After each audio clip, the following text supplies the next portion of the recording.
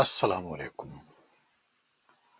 Voice of America کی Urdu service سے میں ہوں خالد حمید، ایک اسپیشل بلیٹن کے ساتھ۔ یہ بلیٹن ہم پاکستان میں انتخابات کے حوالے سے آپ کے لیے پیش کر رہے ہیں، اور جوں جوں صورتحال سامنے آتی جا رہی ہے ہم آپ کو بیان کرتے جا رہے ہیں۔ ہمارے رپورٹرز جو رپورٹس بھیج رہے ہیں وہ ہم آپ تک پہنچا رہے ہیں۔ 1970 سے سن 2018 تک پاکستان میں 11 عام انتخابات ہو چکے ہیں۔ آج پاکستان میں 12ویں عام انتخابات کے لیے ووٹ ڈالے جا رہے ہیں۔ عام انتخابات کے لیے پولنگ صبح 8 بجے شروع ہوئی ہے اور شام 5 بجے تک بغیر کسی وقفے کے جاری رہے گی۔ سیکیورٹی کے انتظامات بھی کیے گئے ہیں، تاہم الیکشن سے پہلے پاکستان کے بعض علاقوں میں خصوصاً بلوچستان میں دہشت گردی کے واقعات کے باعث کچھ پولنگ اسٹیشن کو حساس قرار دیا گیا ہے۔ اس کی مزید تفصیل جانتے ہیں ہم اپنی ساتھی نیلوفر مغل سے۔ پاکستان بھر میں عام انتخابات کے لیے مجموعی طور پر 90,675 پولنگ اسٹیشن قائم کیے گئے ہیں، اور اگر چاروں صوبوں کی بات کی جائے تو سب سے زیادہ صوبہ بلوچستان میں پولنگ اسٹیشنز جو ہیں ان کو حساس یا انتہائی حساس قرار دیا گیا ہے۔ دوسرے نمبر پر سندھ اور تیسرے نمبر پر صوبہ خیبر پختونخوا کی پولنگ اسٹیشنز کو انتہائی حساس قرار دیا گیا ہے، اور صوبہ بلوچستان میں مجموعی طور پر 5,028 ایسے پولنگ اسٹیشنز ہیں جن میں سے تقریباً 80% پولنگ اسٹیشنز کو حساس قرار دیا گیا ہے۔ اور صوبہ سندھ میں قائم کیے گئے جو پولنگ اسٹیشنز ہیں ان میں 1900 پولنگ اسٹیشن ایسے ہیں جن میں سے آدھے سے زیادہ کو انتہائی حساس قرار دیا گیا ہے۔ صوبہ خیبر پختونخوا میں قائم کی گئی 1,500 سے زیادہ پولنگ اسٹیشنز ایسے ہیں جن میں تقریباً 65% پولنگ اسٹیشنز کو حساس قرار دیا گیا ہے۔ اسی طرح صوبہ بلوچستان اور اسلام آباد کے لیے بھی مجموعی طور پر 5,000 پولنگ اسٹیشنز ایسے قائم کیے گئے ہیں جنہیں حساس قرار دیا گیا ہے۔ پنجاب اور اسلام آباد کے پولنگ اسٹیشنز میں تقریباً 63% کو نارمل جبکہ 36 کو حساس اور انتہائی حساس قرار دیا گیا ہے۔ جی خالد صاحب۔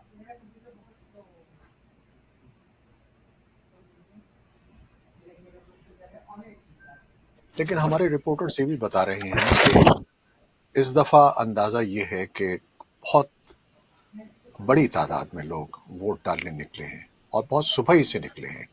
حالانکہ خیال یہ ہوتا ہے کہ صبح کے وقت ذرا کم ہوگی، پھر آہستہ آہستہ دن چڑھتا جاتا ہے تو لوگ آنا شروع ہو جاتے ہیں، لیکن ہمارے رپورٹرز بتا رہے ہیں خاص طور پہ کراچی اور لاہور میں کہ لوگ بڑی تعداد میں ووٹ ڈالنے نکلے ہیں۔ کراچی میں کیا صورتحال ہے، ہمارے ساتھی ہیں محمد ثاقب، ان سے پوچھتے ہیں۔ جی محمد ثاقب۔ وائس آف امریکہ سے میں ہوں محمد ثاقب، اور اس وقت ہم موجود ہیں پاکستان کے سب سے بڑے شہر کراچی میں، اور ملک بھر کی طرح یہاں پر بھی پولنگ کا عمل شروع ہو چکا ہے۔ لوگوں کی بڑی تعداد تو ابھی نہیں کہا جا سکتی، لیکن کچھ جیسے جیسے وقت گزر رہا ہے لوگوں کی تعداد یہاں پر پہنچ رہی ہے، اپنا حق رائے دہی استعمال کر رہے ہیں۔ کراچی بڑا شہر ہے اور یہاں پر کل 22 قومی اسمبلی کی نشستیں ہیں جہاں پر مختلف امیدواروں اور جماعتوں کے درمیان مقابلہ ہو رہا ہے، اور اس وقت جس حلقے میں میں موجود ہوں یہ NA 241 ہے، کراچی کا انتہائی اہم ترین حلقہ ہے، اور اس حلقے سے نہ صرف Muttahida Qaumi movement, Pakistan peoples party, Pakistan Muslim league نون، جماعت اسلامی اور دیگر جو جماعتیں ہیں ان کے امیدوار، پاکستان تحریک انصاف کے امیدوار سمیت جو آزاد امیدوار ہیں وہ بھی یہاں سے مد مقابل ہیں، اور دیکھنا یہ کہ نتیجہ کس کے حق میں نکلتا ہے۔ ابھی چند گھنٹے ہوئے ہیں پولنگ کے وقت کو شروع ہوئے، اس وقت جو ہے پولنگ کا عمل سست روی کا شکار ہم یہ کہہ سکتے ہیں کہ کافی کم تعداد میں لوگ یہاں پر پہنچے ہیں، اپنا ووٹ حق رائے دہی استعمال کر رہے ہیں، لیکن جوں جوں وقت گزرتا جا رہا ہے ہم یہ بھی دیکھ رہے ہیں کہ لوگوں کی بڑی تعداد یہاں پر آ رہی ہے اور ووٹ کاسٹ کر رہی ہے۔ سیکیورٹی کے بارے میں اگر ہم بات کریں تو خصوصی انتظامات کیے گئے ہیں، پولیس اور رینجرز کی بھاری نفری تعینات کی گئی ہے، اور چند 100 پولنگ اسٹیشنز کو چھوڑ کر کراچی بھر کے جو پولنگ اسٹیشنز ہیں وہ سینسٹیو یا انتہائی سینسٹیو ڈکلیئر کیے گئے ہیں۔ تو اس وقت پولنگ کا عمل جاری ہے، جو بھی صورتحال بنے گی ہم آپ کو گائے بگائے اپڈیٹ کرتے رہیں گے۔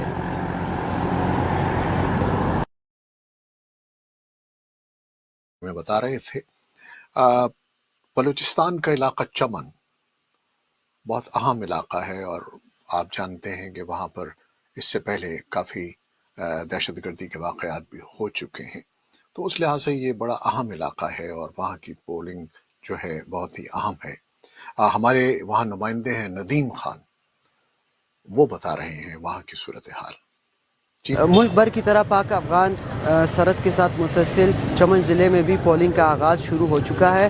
آپ کو بتاتے چلیں کہ چمن اور قلعہ عبداللہ جو کہ پہلے ایک ضلع ہوا کرتا تھا، اب یہ 2 ضلعوں میں تقسیم ہو چکا ہے۔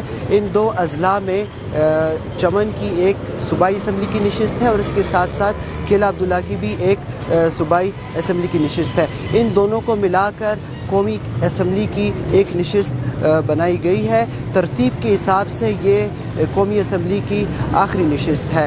قومی اسمبلی کی جو یہ نشست ہے، اس میں ماضی میں جو 2018 کے انتخابات ہوئے تھے، اس میں JUIF کے رہنما مولانا صلاح الدین ایوبی یہاں سے جیتے تھے، اور اس دفعہ یہ توقع کی جا رہی ہے کہ پشتونخوا ملی عوامی پارٹی کے سربراہ محمود خان اچکزئی اور مولانا صلاح الدین ایوبی کے مابین ایک کانٹے دار مقابلہ ہو سکتا ہے۔ یہاں 3,75,000 ووٹرز ہیں جو کہ اپنا حق رائے دہی استعمال کریں گے، اور 250 پولنگ سٹیشنز قائم کیے گئے ہیں جو کہ تمام کے تمام حساس ہے۔ کل قلعہ سیف اللہ اور قلعہ عبداللہ میں انتخابی دفاتر کے باہر 2 بم حملے ہوئے تھے، اور اس کے ساتھ ساتھ قلعہ عبداللہ میں JUIF کے رہنما حافظ حمداللہ پہ بھی حملہ ہوا تھا۔ اس کے بعد جب ہم کل یہاں پہ پہنچے اور ہم نے جب لوگوں سے بات کی تو لوگوں میں ایک قسم کا خوف ہراس پایا جاتا ہے، اور ہم نے دیکھا کہ یہ اس وقت جب ہم موجود ہیں، یہ مردانہ پولنگ سٹیشن ہے، یہاں پہ بھی ووٹرز کی بہت کم تعداد ہمیں دکھائی دی، اور اس کے ساتھ ساتھ جو خواتین پولنگ سٹیشنز تھے وہاں تو جو خواتین کی تعداد تھی وہ نہ ہونے کے برابر تھی۔ چمن کی نشست پر 2018 کے انتخابات میں ANP کے اصغر خان اچکزئی کامیاب ہوئے تھے، اور قلعہ عبداللہ کی نشست پر مسلسل 3 دفعہ ANP کے زمرک خان اچکزئی کامیاب ہوتے آ رہے ہیں۔ اس دفعہ چمن میں پشتونخوا ملی عوامی پارٹی کے عباسین خان اچکزئی اور ANP کے زمرک خان اچکزئی، اور اس کے ساتھ ساتھ جمعیت علماء اسلام کے غوث اللہ اور اس کے ساتھ ساتھ کیپٹن ریٹائرڈ عبدالخالق کے درمیان کانٹے دار مقابلہ متوقع ہے۔ چمن سے ندیم خان بتا رہے تھے کہ خوف کی فضا تو ہے اور لوگ کم تعداد میں آ رہے ہیں، لیکن آ رہے ہیں۔ تو یہ ندیم خان کی رپورٹ تھی، اور پنجاب میں گجرانوالہ سے احتشام شامی نے ہمیں یہ رپورٹ بھیجی ہے۔ گجرانوالہ وسطی پنجاب کا ایک بڑا ضلع ہے جہاں قومی اسمبلی کی 5 اور صوبائی اسمبلی کی 12 نشستیں ہیں۔ تمام حلقوں میں مسلم لیگ نون کے نامزد امیدواران اور PTI کے آزاد امیدواروں کے درمیان کانٹے دار مقابلہ ہو رہا ہے۔ گزشتہ 2 انتخابات یعنی 2013 اور 2018 میں مسلم لیگ نون نے ضلع کی تمام قومی اور صوبائی اسمبلی کی نشستوں سے کلین سویپ کیا تھا، لیکن اب کی بار صورتحال کو یک طرفہ قرار نہیں دیا جا سکتا، اور PTI کے آزاد امیدواران سخت مقابلہ کرتے نظر آ رہے ہیں۔ گجرانوالہ شہر کی صنعتی اور تجارتی لحاظ سے بھی ایک اپنی اہمیت ہے۔ یہاں کی کاروباری برادری کا رجحان ہمیشہ سے مسلم لیگ نون کی طرف رہا ہے، اور گجرانوالہ کے شہری حلقے سے مسلم لیگ نون کے رہنما خرم دستگیر خان مسلسل 3 بار کامیاب ہوتے آئے ہیں، اور یہ ان کا 4تھا الیکشن ہے جہاں پہ ان کا مقابلہ PTI کے ایک ایسے آزاد امیدوار کے ساتھ ہو رہا ہے جو کہ پہلی دفعہ الیکشن میں حصہ لے رہا ہے اور خرم دستگیر خان کو کافی ٹف ٹائم دے رہا ہے۔